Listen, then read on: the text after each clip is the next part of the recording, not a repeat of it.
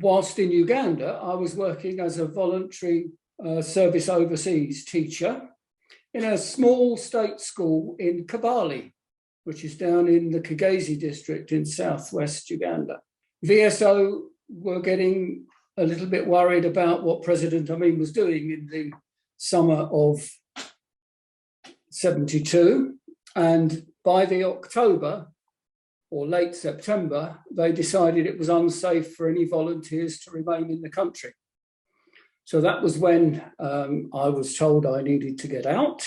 Within a few days of being back here, I'd got in touch with the Ugandan Resettlement Board and said, I've just come back from Uganda myself, can I be of any use? And they jumped at the chance and sent me to Tonfanau Camp in Wales to end up as a teacher in the school within the camp. Kabale was quite a small town, and there were, I suppose, 40 or 50 expat workers there, mostly in schools, some in the Catholic Church and so on. And we mixed quite freely with both Africans and Ugandan Asians. Most of the Ugandan Asians in Kabale had businesses, and everything seemed to be working fine in terms of the relationship between the communities there. It wasn't really until the summer, early August, that this trouble with President Amin wanted to take his economy back, that we were really aware, or I was aware, of any problems. I was in the company of Amin almost on a couple of occasions when he came to Kabale for various reasons. One I can remember is the opening of the tarmac road, which linked Mbarara to Kabale. And along with lots of the other people from Kabale, we were around when he came to the town after the opening and at the opening itself. That was quite interesting. But another thing that I've just remembered is that I was once up at the White Horse Inn in Kabale, which was the main hotel within the town. And I was taking some pictures, I can't remember exactly what of, but I had a gun drawn on me, and this army officer insisted that I expose the roll of film because he might have been on it. I wasn't taking pictures of him, he might have been just in the background, but that was a bit of an unfortunate episode, and that was towards the end of my stay there. Another funny thing was we were once stopped in a roadblock, myself, a contract teacher and another volunteer from Canada, and they insisted on looking at the car's boot, only it was a VW. And so he insisted he wanted to look at the boot at the back. So you can imagine what he saw when we opened the engine. But, you know, it was an interesting time to be in that country. I have one recollection about the school. The school, when I got there, had a very good headmaster called Disenanecho, who was from northwest Uganda.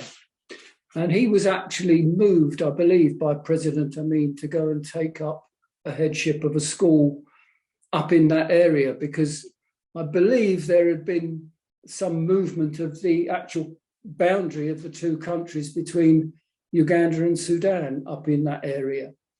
And unfortunately, he had to leave with his family at very short notice and move up there.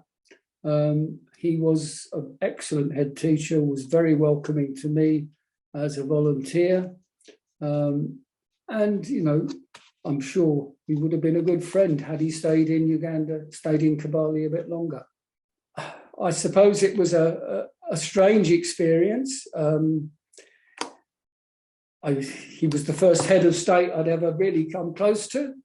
But it was at the time when everything seemed to be going reasonably well. It wasn't at the end of the time when he was taking over the Ugandan Asian businesses and so on.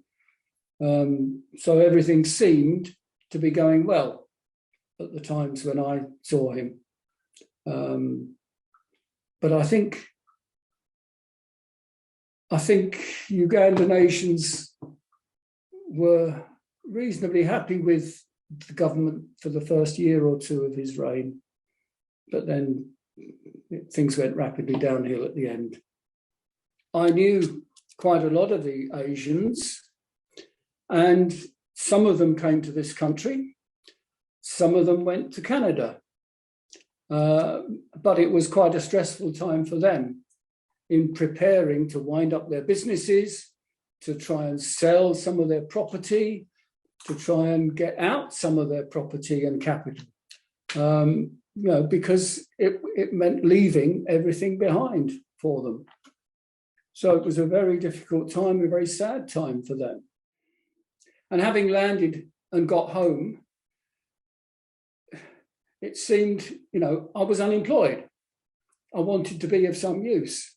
So I got in touch with the Ugandan Resettlement Board, because I knew these camps were being set up, and said, can I be of any assistance? Can I help? And that was when they offered me the work in Tonfanau. I was paid in Tonfanau as a supply teacher, I think, or something like that, by the local authority. And there was a head teacher within the camp by the time I got there. They were setting up the school with desks and chairs and things that they'd managed to get from the local community. And they were starting to cater for the young children that were in the camp.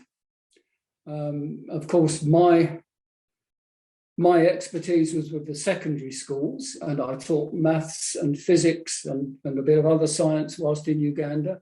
And that was what I was basically involved in, trying to teach that to these pupils, and especially the year 11s who were going to be taking their Cambridge Overseas exams in the December. In fact, we managed to get it arranged with Cambridge that they would take those exams within the camp, which I think was quite a coup for us to do. I became quite friendly with one or two families that were in the camp, and would go and eat with them occasionally. They would come up to where we were staying, some of the younger children. I can remember us catering for some of them up in the house where we were. I can remember one time when I think it was HTV, the Welsh TV programme, came and did an interview. Within the camp, there seemed to be two chains of command. I believe there was an army officer there who was in charge of the sort of physical things within the camp and would see to the buildings, the running of the camp and so on and so on. And then there was a civilian who I think was called John Beaumont, who was looking after the resettlement side of the camp and worked for the Ugandan Resettlement Board. I can remember him coming to be interviewed by HTV, and some of the children were interested in watching and seeing what was going on, because a lot of them probably hadn't seen a lot of TV before. Certainly there wasn't a lot of TV down in Kigezi where I was. I think one photo with two of the CSV volunteers who were called Rosie and Sam, talking to one of the students that I got to know really well, which was someone called Nazmat. And his family later moved up to Darwin in, I think, Lancashire, is it?